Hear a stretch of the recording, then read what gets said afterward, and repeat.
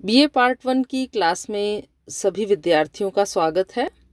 मैं doctor Alka Pareek, associate professor home science, government girls college Sikandra, Dausa. आज की क्लास में हम कार्बोहाइड्रेट्स के बारे में पढ़ेंगे। जैसा नाम से ही क्लियर है, कार्बोहाइड्रेट्स बने हैं कार्बन, हाइड्रोजन और ऑक्सीजन से। कार्बोहाइड्रेट्स, कार्बो यानी जिसमें कार्बन हो उपस्थित हो, और हाइड्रेट्स, हाइड्रा बोलते हैं हम पानी को। इसे हिंदी में कार्बोज भी कहते हैं।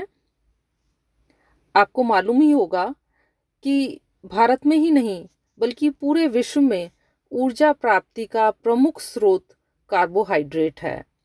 और कार्बोहाइड्रेट्स किस में पाए जाते हैं?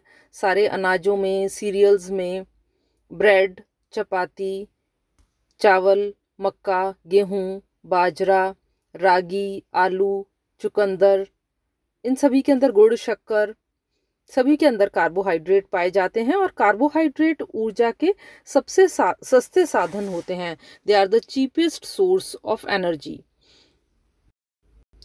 कार्बोहाइड्रेट में हम पढ़ेंगे कार्बोहाइड्रेट के इतिहास के बारे में।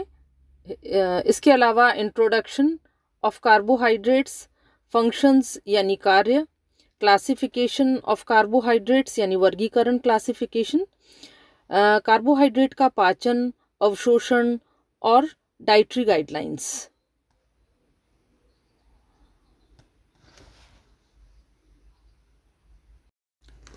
कार्बोहाइड्रेट का संगठन देखने से पता चलता है कि इसमें कार्बन, हाइड्रोजन और ऑक्सीजन तत्व होते हैं। इसमें हाइड्रोजन और ऑक्सीजन उसी अनुपात में रहते हैं जिस अनुपात में जल में वे रहते हैं।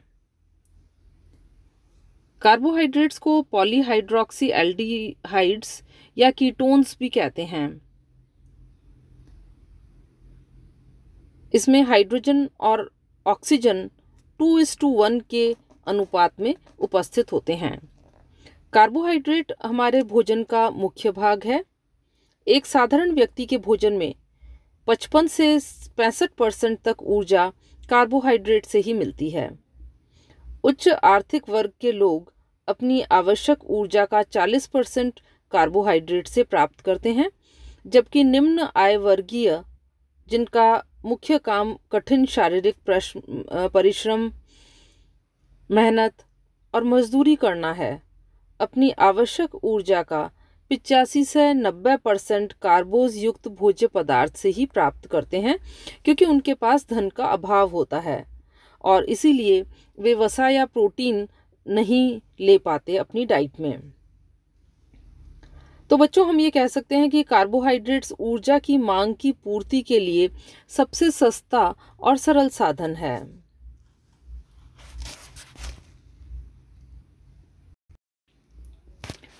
कार्बोज प्राप्ति का मुख्य स्रोत वनस्पति जगत है। पेड़ पौधे प्रकाश संश्लेषण, जिसे हम इंग्लिश में फोटोसिंथेसिस कहते हैं, की क्रिया के द्वारा कार्बोज का निर्माण करते हैं। प्रकाश संश्लेषण की क्रिया हरी पत्तियों के द्वारा होती है। हरी पत्तियों में क्लोरोफिल नामक वर्णक उपस्थित होता है।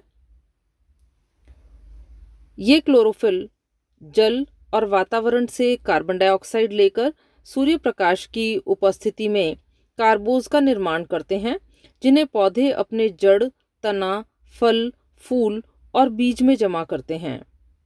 ये कार्बोहाइड्रेट स्टार्च या शर्करा के रूप में संग्रहित होते हैं। तनों में यह सेल्यूलोज और हेमीसेल्यूलोज के रूप में जमा रहते हैं और बीज में स्टार्च की मात्रा सबसे अधिक पाई जाती है।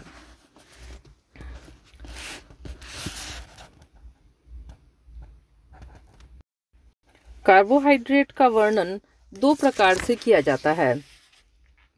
भौतिक विशेषताओं के आधार पर शर्कराएं और अशर्कराएं यानी शुगर्स एंड नॉन शुगर्स, और रासायनिक विशेषताओं के आधार पर कार्बोहाइड्रेट को सिंपल शुगर्स और कॉम्प्लेक्स शुगर्स यानी सरल शर्कराएं और संयुक्त शर्कराएं, इस तरह से विभाजित किया जाता है। शर्कराएं या शुगर्स वे होती हैं जो कि स्वाद में मीठी होती हैं, प्रकृति में व्यापक रूप से उदीयमान रहती हैं। फल, सब्जी, शहद, गुड़, शक्कर में पाई जाती है। ये रवेदार होती है और जल में घुलनशील होती है। अशर्कराएं पाउडर के रूप में होती हैं, स्वाद रहित होती हैं, साथ ही जल में अघुलनशील होती हैं। पेड़ पौधे इसकी प्राप्ति के मुख्य साधन हैं। शुगर्स को 3 तरह से क्लासिफाई किया जा सकता है: मोनोसैकेराइड्स, डाइसैकेराइड्स और पॉलीसैकेराइड्स। मोनोसैकेराइड्स कार्बोहाइड्रेट का सबसे सरलतम रूप होता है। मोनोसैकेराइड 2 शब्दों से मिलकर बना होता है, मोनो प्लस सैकेराइड। मोनो का अर्थ होता है एक और सैकेराइड का अर्थ होता है शर्करा। अर्थात मोनोसैकेराइड में शर्करा के केवल एक अणु उपस्थित होता है। पाचन क्रिया के उपरांत सभी कार्बोहाइड्रेट इसी शर्करा के सरलतम रूप में बदल जाते हैं। मोनोसैकेराइड पोषण की दृष्टि से बहुत ही महत्वपूर्ण है। इसमें 6 कार्बन अणु विद्यमान होते हैं और इसलिए इसे हेक्सोजेस कहते हैं। जैसे आप चित्र के अंदर देख रहे हैं, हेक्सोज का मतलब हुआ 6 कार्बन उपस्थित होना। पहला चित्र आप देख रहे हैं फ्रक्टोज का, दूसरा ग्लूकोज का और तीसरा गैलेक्टोज का। फ्रक्टोज, ग्लूकोज और गैलेक्टोज तीनों के अंदर ही 6 शुगर्स, 6 कार्बन जो हैं ये विद्यमान, कार्बन के अणु विद्यमान हैं और इसीलिए इन सभी को हेक्सोजेस कहा जाता है।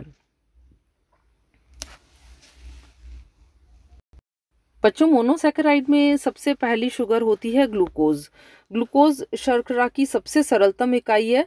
इसे डेक्सट्रोज या रक्त की शर्करा भी कहते हैं और रक्त में ग्लूकोज की मात्रा आपको मालूम है 80 मिलीग्राम पर 100 ml होती है। इससे अधिक अगर शर्करा की मात्रा होती है तो डायबिटीज नामक रोग हो जाता है।